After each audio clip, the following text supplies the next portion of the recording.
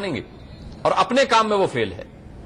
नहीं पुलिस का जो फेल्योर की बात है तो पुलिस पूरी तरह से फेल्योर तो नहीं कह सकते। क्या आईबी वगैरह जो है इससे पहले जो इनपुट बताते हैं, क्या वो उस वक्त जो है ट्रेस क्यों नहीं कर लिया जाता? आतंकवादी क्यों जब देश के अंदर घुस जाते हैं तब बताया जाता है 6 आतंकवादी घुस गए, 10 आतंकवादी घुस गए, उस वक्त क्यों नहीं ट्रेस किया जाता? जब दिल्ली में ही आते हैं तो बताया जाता है कि भाई आतंकवादी आ गए, 6 छिपे हुए हैं, या इसने डिस्क्लोजर में बताया, आज ये डिस्क्लोजर में बता रहा है, कल हो सकता है कोर्ट में आए, कोर्ट में आगे मामला बढ़े तो पता चला ये बरी हो गए। ऐसे बहुत सारे मामले हुए, आरडीएक्स बरामद हुए हैं, किलो बरामद हुए हैं और उसके बाद बरी हुए हैं। तो अभी ये इन्वेस्टिगेशन का पार्ट है, पुलिस के डिस्क्लोजर के हिसाब से उसने डिस्क्लोज किया है। मुझे अनुराग जी डिबेट में बहुत ऑब्जेक्शन है जी, मतलब किस तरह की बात हो रही है यहाँ पर? ये नहीं, मैं समझ रहा हूं विजेंद्र जी। संजय जी, आप इस मसले पर क्या कहेंगी? अब होली पर इस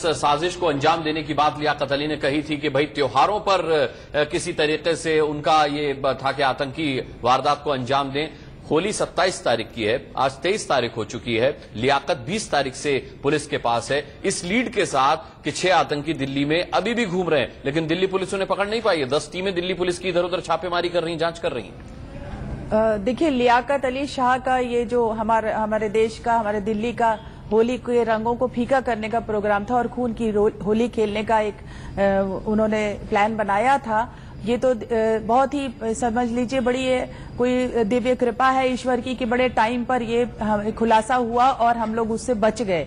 और अभी बचे नहीं हैं 6 आतंकवादी जैसे कि आप कह रहे हैं कि छुपे हुए हैं। मैं एक बहुत बेसिक बात कहना चाहती हूं, क्योंकि मैं सामाजिक संस्थाओं से जुड़ी हूं और हम लोग बिल्कुल ही जमीनी स्तर पे काम करते हैं। हो सकता है कुछ बातें कड़वी भी कह सकती हूँ, उस पर सच्चाई बोलूंगी। सच्चाई ये है कि एक दिल्ली पुलिस का डायरेक्शन है हर लैंडलॉर्ड को कि कहीं पर भी अगर आपके किराएदार नए आते हैं, आपकी कॉलोनी में नए आते हैं, तो पहले उनको नो ऑब्जेक्शन और उनका पूरा वेरिफिकेशन होना चाहिए और वो बाकायदा सर्टिफिकेट मिलेगा। नहीं, लेकिन ये जरूरी नहीं है कि वो जो 6 आतंकी हैं वो कहीं किराएदार बन के रह रहे हैं। अगर मान लीजिए वो किसी की शरण में भी रह रहे हैं तो आपको सबसे पहले, मुझे तो किसी भी कॉलोनी में अभी तक 3 दिनों में कोई ऐसे फोटो, कोई ऐसा डिस्प्ले, कोई ऐसा कागज, कोई ऐसा पर्चा ऐसा नहीं मिला जहां उसमें हम लोग देख के ये कह सकें कि ये कोई नया आदमी है जो हमारे कॉलोनी से निकलता है या गुजरता है या यहाँ आसपास है।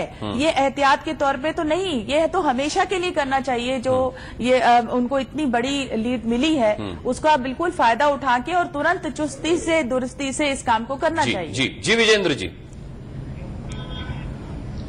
बिल्कुल, इसमें सरकार को, पुलिस को रेड अलर्ट होना चाहिए, पूरी दिल्ली में रेड अलर्ट करना चाहिए। लेकिन विजेंद्र जी, दिल्ली तो हमेशा से अलर्ट पर रही है और दिल्ली तो अलर्ट पर ही थी जब जो कुछ भी पिछले दिनों आतंकी घटनाएं हुई हैं उसके बाद तो दिल्ली अलर्ट पर थी। लेकिन सवाल ये उठता है कि जैसा कि संध्या जी ने कहा कि आपके पास लियाकत शाह 20 तारीख से है, लियाकत शाह ने बताया कि 6 आतंकी घूम रहे हैं इस वक्त दिल्ली और एनसीआर में, लेकिन दिल्ली पुलिस अब तक उन आतंकियों का स्केच जारी नहीं कर पाई है कि जिससे कि लोगों को दिखाया जा सके कि ये आपके बीच छिपे हो सकते हैं। देखिए, सिर्फ दिल्ली पुलिस पर नहीं छोड़ा जा सकता ये सब, इसमें तमाम इन्वेस्टिगेटिंग एजेंसीज को इन्वॉल्व करना चाहिए और रॉ है, बाकी है एजेंसी, सबसे इंफॉर्मेशन लेनी चाहिए।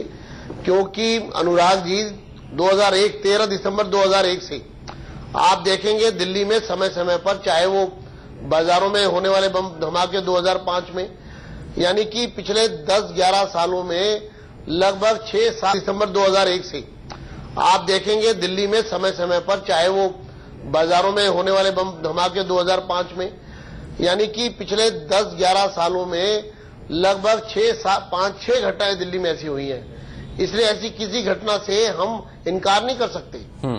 और जब इस तरह से सीधे तौर पर AK-56 बरामद होती है, एक आतंकवादी पकड़ा जाता है, वो बताता है कि 6 साथी और हैं, तो इसको लाइटली नहीं लेना चाहिए। ये कोई भी बड़ी घटना का अंजाम हो सकता है। और 20 तारीख से अब तक आज 23 तारीख है और होली बिल्कुल नजदीक है। इस पर पूरे शहर में, पूरे महानगर में रेड अलर्ट होना चाहिए और सरकार की मुस्तैदी जितनी नजर आनी चाहिए, पुलिस की मुस्तैदी उतनी नजर नहीं आ रही है। जी, चलिए हमारे साथ मुकेश शर्मा साहब भी जुड़ गए हैं कांग्रेस से। मुकेश जी,